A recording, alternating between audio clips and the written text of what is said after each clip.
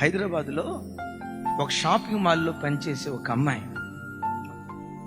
అమ్మాయి ఆ short message విని, అన్నయ్య నేను డిగ్రీ చదువుకున్నా, ఉద్యోగం దొరక్క ఈ షాపింగ్ మాల్లో సేల్స్ గర్ల్గా ఉద్యోగం చేస్తున్నా.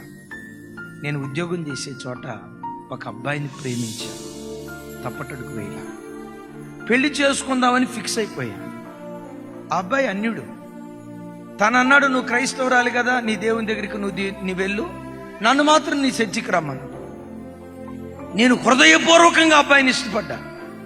కానీ యవనులారా దయతో నా కథ వినండి అనే ఆ షార్ట్ మెసేజ్ మీరు అప్లోడ్ చేశారే, అది విన్న తర్వాత నా గుండె బ్రద్దలైపోయి, విశ్వాసికి అవిశ్వాసితో విజ్జోడెక్కడ, చీకటికి వెలుగుకు సాంగత్యం ఎక్కడ, దేవుని ఆలయాలకు విగ్రహాలతో ఏం పొందిక, దేవుడు దీన్ని అంగీకరించడు అని మీరు కరాఖండిగా వాక్యం చెప్పిన తర్వాత నేను మోకరించా.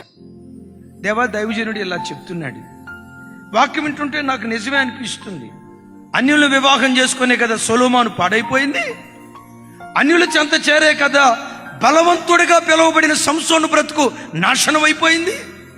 నా బ్రతుకలా నాశనం కాకుండా 2 సంవత్సరాలు నేను ప్రేమించిన అబ్బాయిని మీ సన్నిధిలో ప్రార్థన చేస్తున్నాను. ఈ రోజుతో పొరపాటున ఆ అన్యుని నేను వివాహం చేసుకుని ఈ మార్గం గుండా వెళ్దాం అనుకున్నాను.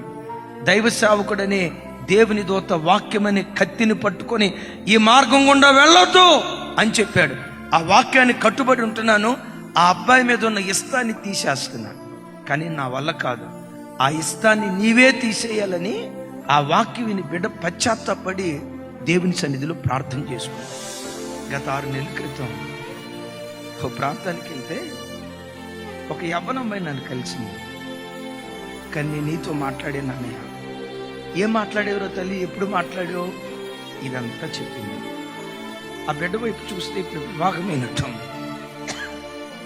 ఆ బిడ్డ చెప్పింది, అన్నయ్య నీ మాటకు లోబడి ఆ అన్యుని వివాహం చేసుకోకుండా దైవ చిత్తానుసారమైన వివాహం నేను చేసుకున్నాను. పెళ్లి చేసుకునేటప్పటికి నాకు భర్తకు ఉద్యోగం లేదు. నేను డిగ్రీ చదువుకున్నాను, మీకు తెలుసు. నా పెళ్ళైన సంవత్సరం తర్వాత నా భర్తకు టీచర్గా గవర్నమెంట్ ఉద్యోగం దేవుడిచ్చాడు అన్నయ్య. టీచర్గా గవర్నమెంట్ ఉద్యోగం దేవుడిచ్చాడన్న. ఆ బిడ్డ కళ్ళమెట్టి నీళ్ళు ఇడిస్తే ఏం చెప్పిందో తెలుసా?